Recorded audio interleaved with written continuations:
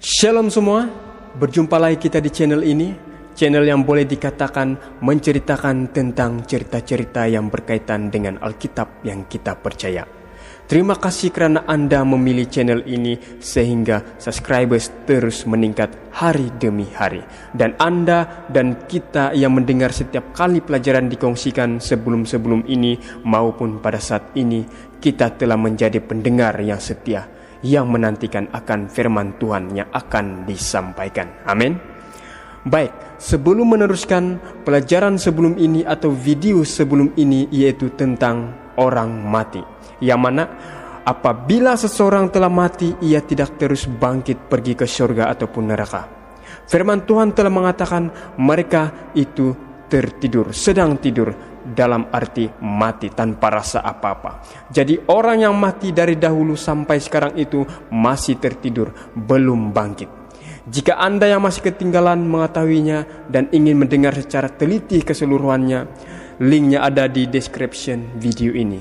Kita boleh klik dan dengar. Dan di akhir video itu juga ada ditinggalkan pertanyaan.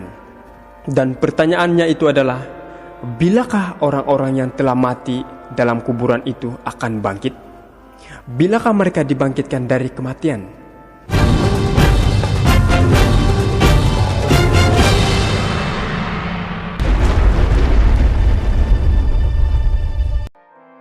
Sebelum kita mengetahui bilakah orang mati itu bangkit, kita harus tahu terlebih dahulu akan ada berapa macam kebangkitan. Berapakah kebangkitan yang berlaku nanti? Janganlah kamu heran akan hal itu, sebab saatnya akan tiba bahwa semua orang yang di dalam kuburan akan mendengar suaranya. Dan mereka yang telah berbuat baik akan keluar dan bangkit untuk hidup yang kekal. Tetapi mereka yang telah berbuat jahat akan bangkit untuk dihukum. Ayat ini menerangkan ada dua macam kebangkitan, yaitu pertama, bangkit untuk hidup kekal, dan yang kedua, bangkit untuk dihukum. Pertanyaannya lagi, bilakah kedua kebangkitan itu terjadi? Dan mana yang lebih dahulu? Apakah kedua kebangkitan itu sama-sama terjadi di saat yang sama? Jawabannya ada di Wahyu 20 ayat 6. Mari dengar. Berbahagia dan kuduslah ia yang mendapat bagian dalam kebangkitan pertama itu. Kematian yang kedua tidak berkuasa lagi atas mereka, tetapi mereka akan menjadi imam-imam Allah dan Kristus, dan mereka akan memerintah sebagai raja bersama-sama dengan Dia 1000 tahun lamanya. Ayat ini mengatakan kebangkitan yang pertama untuk hidup yang kekal, yang kita semua nanti-nantikan. Karena saat itu kita bersama-sama dengan Yesus selama berapa? Selama 1000 tahun lamanya. Dan juga dikatakan di sana, dan mereka hidup kembali dan memerintah sebagai raja bersama-sama dengan Kristus untuk masa 1000 tahun. Hidup kembali artinya yang tadi sudah mati, masih tidur dalam kubur dan dibangkitkan. Hidup kembali. Tapi di manakah mereka akan memerintah bersama dengan Kristus? Kita akan melihat jawabannya nanti. Inilah tempo 1000 tahun dimulai saat orang-orang benar dibangkitkan di kebangkitan yang pertama. Semua orang benar yang ada di kubur dibangkitkan pada kebangkitan yang pertama. Dan sekarang bagaimana orang-orang jahat yang ada dalam kubur? Apa yang terjadi kepada mereka ketika kebangkitan yang pertama ini? Apakah mereka juga akan bangkit masa itu? Mari dengar. Tetapi orang-orang mati yang lain tidak bangkit sebelum berakhir masa yang 1000 tahun itu. Siapakah orang-orang mati yang lain? Sudah tentu yang tidak dibangkitkan, yaitu orang-orang yang jahat. Ketika kebangkitan pertama, mereka tidak dibangkitkan. Jadi orang-orang jahat yang sudah mati, yang masih dalam kuburan, ya tetap saja masih tidur dalam kubur, menunggu 1000 tahun lagi. Itulah yang akan terjadi pada mereka. Tidak bangkit sebelum berakhir 1000 tahun itu. Jadi berarti ayat ini menunjukkan bahwa setelah 1000 tahun itu ada kebangkitan lagi kan? Dan itulah kebangkitan yang kedua untuk mereka, yaitu orang-orang yang jahat. Mereka dibangkitkan untuk apa? Bukan untuk naik surga ya, tetapi untuk dihukum. Setakat ini boleh dipahami? Mudah-mudahan boleh dipahami tahap demi tahap ya. Jika masih ada yang bingung, kita lihat gambar ini. Ini adalah tempo 1000 tahun. Kita sudah belajar tadi, di awal tempo 1000 tahun itu ada kebangkitan yang pertama bagi orang-orang benar yang telah mati. Dan setelah habis 1000 tahun itu ada lagi kebangkitan yang kedua. Dan itulah kebangkitan untuk orang-orang jahat yang telah mati. Untuk apa mereka bangkit? Kita sudah ketahui tadi, di kebangkitan pertama untuk hidup kekal dan di kebangkitan kedua untuk dihukum. Nah, jadi kita sudah tahu sekarang masa tempo 1000 tahun itu mulai terjadi diawali ketika terjadi kebangkitan yang pertama. Jadi pertanyaannya di sini, bila kebangkitan pertama itu terjadi yang menjadi titik awal 1000 tahun itu, bila ia terjadi? Mari dengar.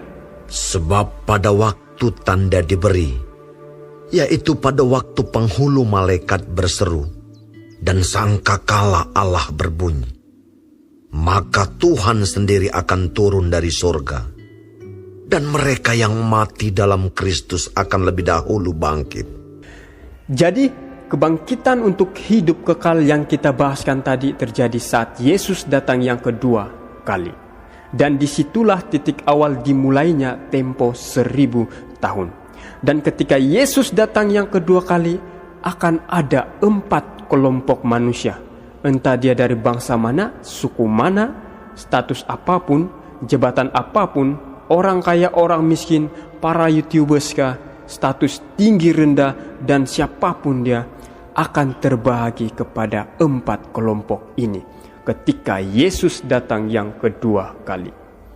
Kita lihat, yang pertama, orang benar yang sudah mati. Kedua, orang benar yang masih hidup. Ketiga, orang jahat yang sudah mati. Dan yang keempat, orang jahat yang masih hidup. Suka tidak suka, pada akhirnya nanti ketika Yesus datang, kita semua yang mendengar saat ini maupun mereka yang di luar sana akan ada salah satu dari keempat kelompok ini. Kira-kira kita ada di mana? Atau kira-kira kita mau pilih yang mana? Kalau pertanyaannya kita mau pilih yang mana, berarti kita harus tahu dulu apa yang akan terjadi dari setiap kelompok-kelompok ini ketika Yesus datang yang kedua kalinya. Mari kita lihat. Yang pertama, orang-orang benar yang sudah mati. Apa yang terjadi pada mereka ini ketika Yesus datang yang kedua kali nanti? Kita sudah bahas tadi di bagian awal, ketika Yesus datang yang kedua kali, mereka akan dibangkitkan. Tidak peduli bagaimana cara mereka mati dan bagaimana cara mereka dikebumikan. Ada yang dikubur, ada yang dihanyutkan di laut, ada yang dibunuh, ada yang meninggal karena pesawat yang meletup di udara, hancur berkeping-keping, tidak ditinggalkan bekas. Apapun bentuknya, ketika Yesus datang yang kedua kali, orang-orang benar yang sudah mati, mereka akan dibangkitkan. Lalu bagaimana orang-orang benar yang masih hidup ketika Yesus datang yang kedua kali? Kita tahu Yesus datang seperti pencuri. Kita tidak tahu kapan. Jadi sekiranya hari ini dia tiba-tiba datang, jika kita adalah orang-orang benar di hadapannya, kita dikategorikan orang-orang yang benar yang masih hidup. Jadi apa yang terjadi pada orang yang benar ketika Yesus datang yang kedua kali? Mari dengar dengan teliti. Sesudah itu, kita yang hidup, yang masih tinggal, akan diangkat bersama-sama dengan mereka dalam awan, menyongsong Tuhan di angkasa. Demikianlah kita akan selama-lamanya bersama-sama dengan Tuhan. Jadi Alkitab katakan kita akan diangkat bersama-sama. Bersama siapa? Ya, bersama orang-orang benar yang sudah mati tadi. Orang-orang benar yang mati dari Adam lagi sampai sekarang kita bersama-sama dengan mereka diangkat dalam awan menyongsong Tuhan di angkasa. Dulu masa admin kecil, pikiran saya, kalau orang sudah mati nanti, wah, saya boleh bertemu dengan nenek saya yang sudah tunggu di gerbang surga. Bayangan saya seperti itu. Padahal belum ada yang mendahului di sana. Nenek saya pun belum ada di sana, masih dalam kubur. Nanti ketika Yesus datang dan saya termasuk dalam golongan orang benar bersama nenek saya, baru ia bersama-sama terangkat bersama Yesus di surga. Dan 1 Korintus 15 ayat 51 hingga 55, di sana dinyatakan bahwa kita pun akan diubah. Mereka yang benar yang sudah mati dibangkitkan, kemudian bersama yang masih hidup diubahkan, disempurnakan. Yang tadinya sakit-sakit tidak lagi sakit. Yang tadinya tiada kaki naik kursi roda, terus ada kaki, boleh berjalan sudah, sempurna. Yang tadinya tua keriput-keriput guna tongkat, tidak keriput lagi, terus jadi mudah kembali. Yang tadinya giginya jongang sampai malu nak senyum, tidak lagi jongang. Yang tadinya badannya pendek, terus tinggi yang sempurna.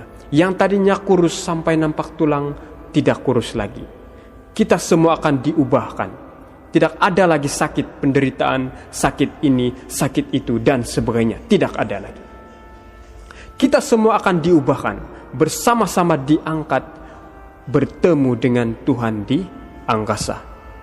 Tapi kemana mereka pergi? Kemana mereka akan pergi? Mari dengar. Janganlah gelisah hati. Percayalah kepada Allah. Percayalah juga kepadaku. Di rumah Bapakku banyak tempat tinggal.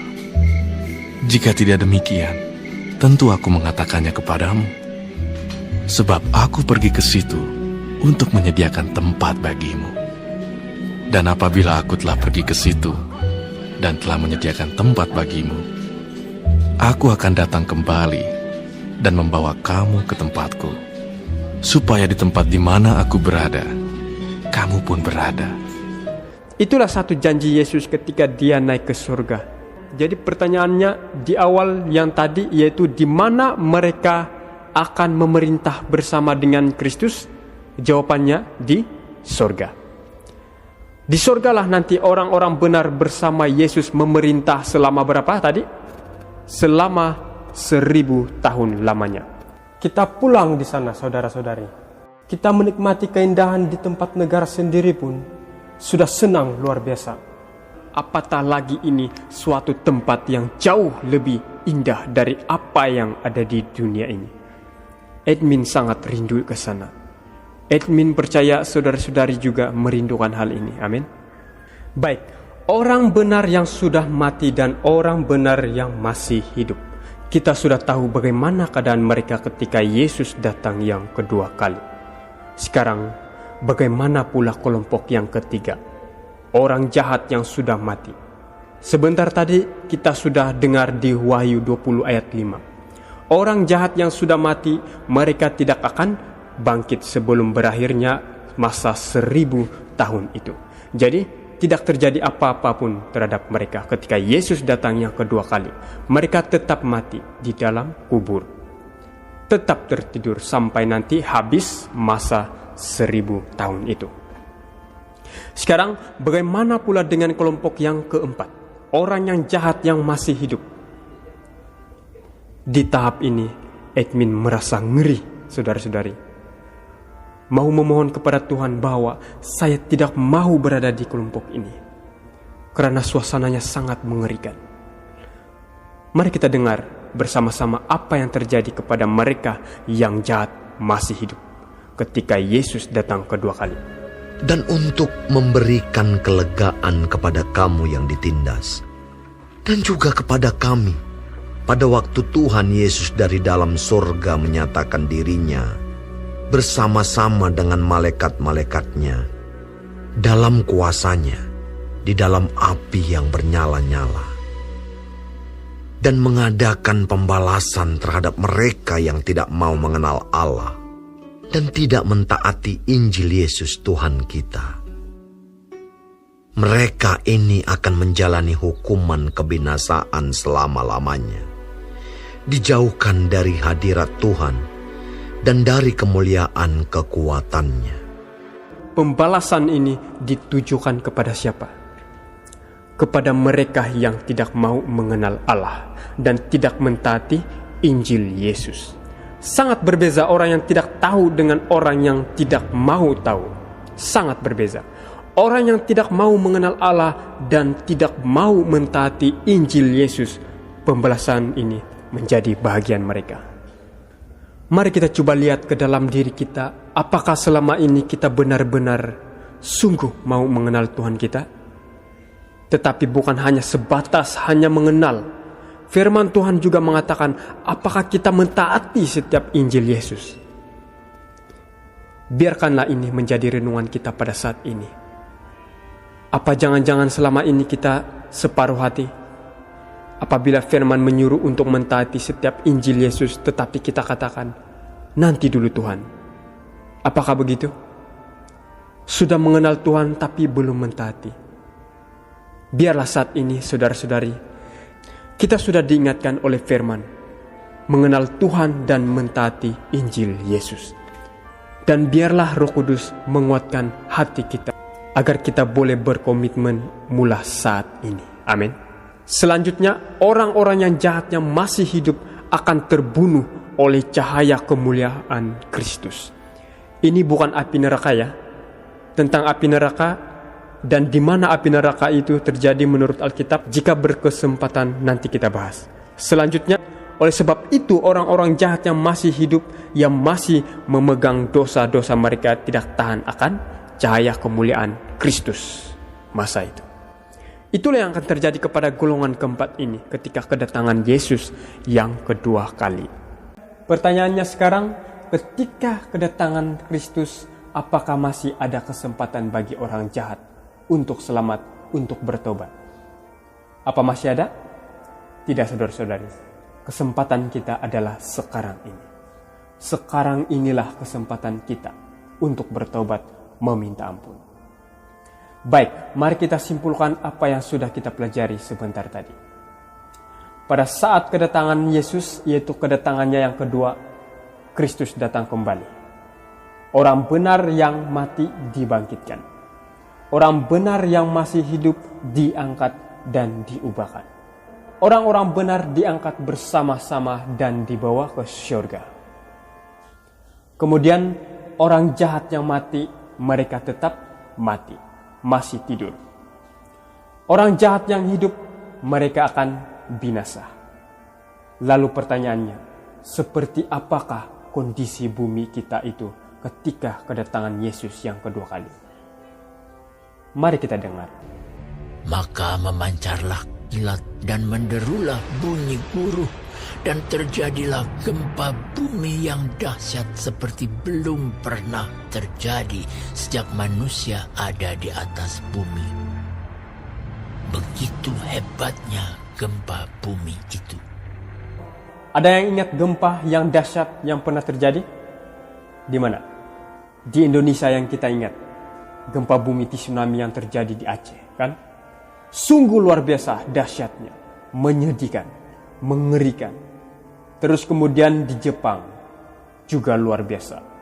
Tetapi firman Tuhan mengatakan gempa bumi yang dahsyat yang belum pernah terjadi sejak manusia ada di atas bumi. Sangat hebat gempa bumi itu. Apakah kita dapat bayangkan, saudara-saudari? Sangat ngeri jika dibayangkan. Dan dikatakan, dan semua pulau hilang lenyap, dan tidak ditemukan lagi gunung-gunung. Sampai pulau rata dan gunung tenggelam. Begitu hebatnya gempa bumi itu. Itulah terjadi pada saat itu. Sehingga orang-orang akan ketakutan, berlarian. Sehingga tidak heran pada saat itu orang-orang jahat yang tidak tahan akan kemuliaan Kristus. Dan mereka berkata kepada gunung-gunung dan kepada batu-batu karang itu, "Runtuhlah menimpa kami, dan sembunyikanlah kami terhadap Dia yang duduk di atas tahta dan terhadap murka anak domba itu." Mereka tidak tahan akan kemuliaan Kristus, sehingga mereka meminta gunung dan batu karang itu menimpa mereka. Sebab bagi mereka lebih baik mati ditimpa daripada melihat kemuliaan Tuhan. Saya percaya di antara kita pada saat ini, yang mendengar saat ini, yang takut, ngeri, tidak akan berada di sana. Admin pun tidak mau. Takut, ngeri, dan pada saat itu juga apa yang akan terjadi. Maka pada hari itu akan bergelimpangan orang-orang yang mati terbunuh oleh Tuhan. Dari ujung bumi sampai ke ujung bumi, mereka tidak akan diratapi, tidak akan dikumpulkan, dan tidak akan dikuburkan. Mereka akan menjadi pupuk di ladang. Bayangkan saudara-saudari, sampai ke ujung bumi, mayat berkelimpangan. Mereka tidak ada yang meratapi. Kenapa? Semuanya mati. Tidak ada yang mengubur. Kenapa? Tidak ada yang masih hidup. Karena semua manusia yang jahat mati. Seorang manusia pun tidak ada. Maka pada saat itu bumi akan menjadi kuburan yang sangat luas. Itulah menjadi pemakaman yang sangat luas selama 1000 tahun itu. Tidak ada penghuninya dan kondisinya seperti ini. Sesungguhnya Tuhan akan menanduskan bumi dan akan menghancurkannya, akan membalikkan permukaannya, dan akan menyerakkan penduduknya. Bumi akan ditanduskan setandus-tandusnya, dan akan dijarah sehabis-habisnya, sebab Tuhanlah yang mengucapkan firman ini. Bumi terhuyung-huyung sama sekali seperti orang mabuk, dan goyang seperti gubuk yang ditiup angin. Dosa pemberontakannya menimpa dia dengan sangat. Ia rebah dan tidak akan bangkit-bangkit lagi. Aku melihat kepada bumi, ternyata campur baur dan kosong. Dan melihat kepada langit, tidak ada terangnya. Aku melihat kepada gunung-gunung, ternyata goncang, dan seluruh bukit pun goyah. Aku melihat, ternyata tidak ada manusia, dan semua burung di udara sudah lari terbang. Aku melihat, ternyata tanah subur sudah menjadi padang gurun, dan segala kotanya sudah runtuh di hadapan Tuhan, di hadapan murkanya yang menyala-nyala. Sebab beginilah firman Tuhan. Seluruh negeri ini akan menjadi sunyi sepi, tetapi aku tidak akan membuatnya habis lenyap. Kedatangan Tuhan akan membuat bumi kacau balau, kosong campur baur, kondisi yang sangat buruk. Tetapi Tuhan tidak akan membuatnya habis lenyap. Kalau kita lihat tadi, kondisi bumi itu campur baur, kosong dan gelap, tidak ada terangnya. Kondisinya sama seperti yang pernah terjadi di awal mula, sesuatu yang tidak berbentuk, kosong dan tidak ada terangnya. Di mana pernah terjadi seperti itu? Ketika awal mula penciptaan. Bumi belum berbentuk dan kosong. Gelap gulita menutupi samudra raya, dan roh Allah melayang-layang di atas permukaan air. Sama kondisinya, itulah yang akan terjadi. Dan sekarang saudara-saudari, sebelum kita terlupa, bagaimana pula dengan setan? Dari mula kita bahas tentang 4 golongan dan apa yang terjadi kepada mereka sampai bumi itu kosong. Tapi bagaimana pula dengan setan? Apa yang terjadi kepada setan? Kita tahu setan bukan seperti manusia tadi yang mati kebinasaan. Walaupun gempa bumi, pulau jadi rata, gunung tenggelam, bumi goncang, setan tidak ada apa-apa. Jadi apa yang terjadi padanya? Dan apa yang Tuhan lakukan padanya? Oleh karena video ini sudah begitu panjang, kita akan bawakan di video berikutnya. Terima kasih kepada yang setia mendengar dari mula sampai habis topik ini tanpa di-skip. Terima kasih sekali lagi. Dan kepada yang pertama kali singgah di channel ini, jika konten ini atau pelajaran ini bermanfaat bagi Anda, jangan lupa di-subscribe. Like, share, dan komen jika perlu. Dan kiranya Tuhan memberkati kita semua yang mendengar dari mula hingga habis. Amin.